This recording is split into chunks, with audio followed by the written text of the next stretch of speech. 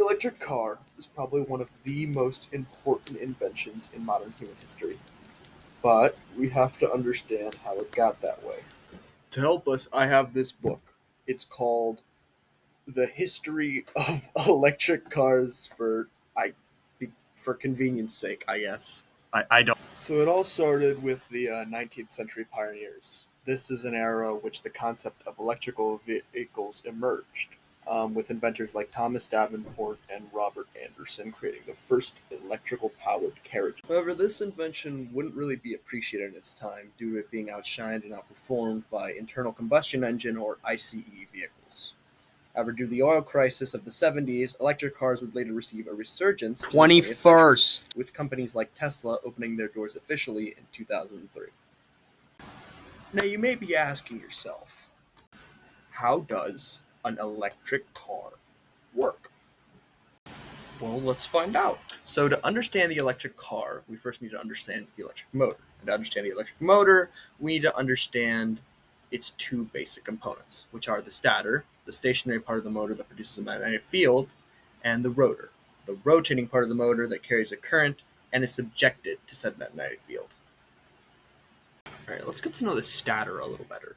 The stator is a stationary part of the motor, which consists of coils of wire, often made of copper, that are wrapped around usually an iron core. When an alternating current is applied to these coils, it creates a rotating magnetic field in the stator. So next, we should learn about the rotor. And a big twist is the rotor is actually inside the stator, which I think is pretty cool. But the rotor is just the rotating part of the motor, typically located inside the stator. It consists of a set of conductive bars or coils. The rotor is free to rotate within the stator.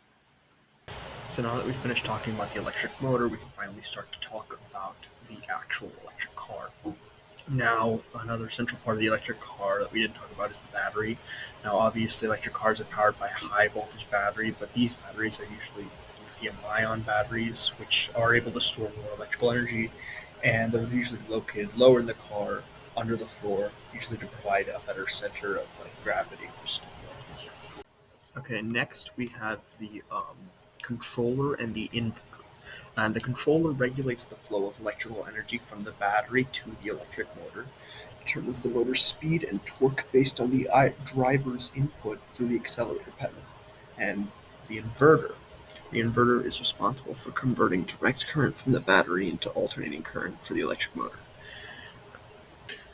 But enough talk about all the technical stuff. Let's get into the real question of why this video was really made. And that is, are electrical cars ready for the mainstream use? Now, obviously, when you think about that, the first thing that comes to mind, obviously, is safety. And I can pretty much guarantee that the electric car is one of, if not the safest cars.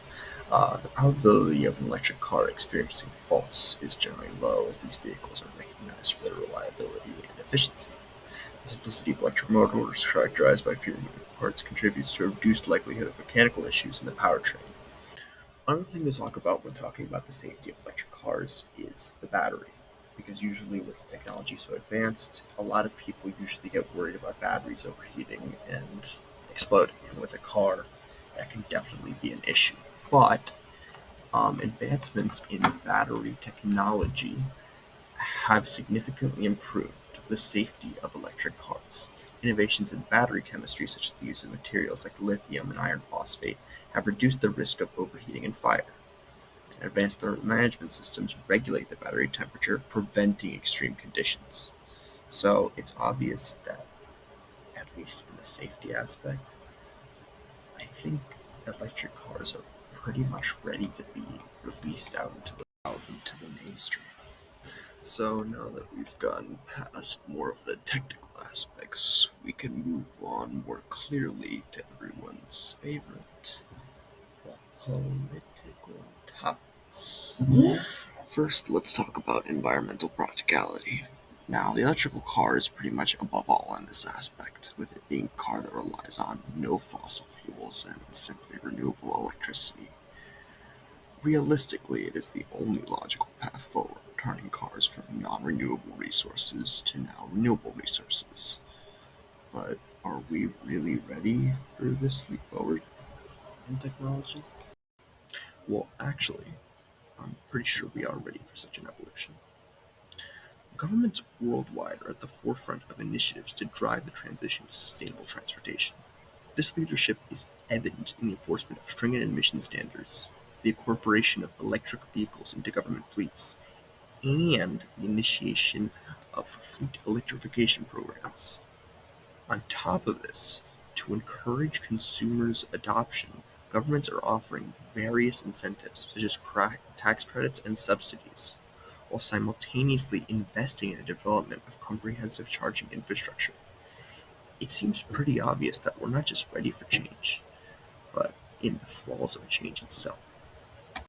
However, we do need to ask ourselves if the transition that we're currently undergoing is even a good one.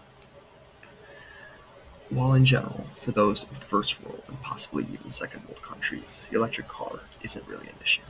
Even if you can't afford one, they're not really consequential in your everyday life. However, the scenario is markedly different in developing nations. Several challenges hinder the widespread adoption of electrical vehicles in these regions. These challenges include the high initial cost of electrical vehicles, limited financial incentives, and the absence of a comprehensive compensation system. Moreover, this transition is further complicated by the need for advanced technologies and networks. However, these issues are relatively easily solvable. See, the problem with electric cars in developing countries is there is no real incentive to buy an electric car over a motor car, especially if an electric car costs more. It's really just a simple matter of policy interventions, international networks that should be implemented into developing countries, more sustainable policies. It's not impossible, but it is relatively difficult.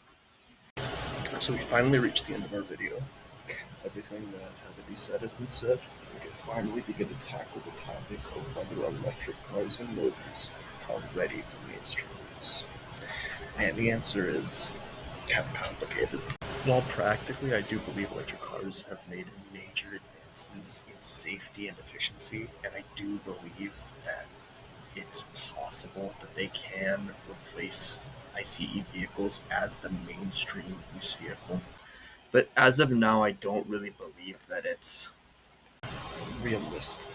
First of all, they're way too expensive, and honestly, besides environmental factors, there's not a lot of reasons you would want to buy an electric car over an ICE vehicle. So overall, while I believe that electric cars are ready for mainstream use, I don't think we as humans are ready to accept them into the mainstream.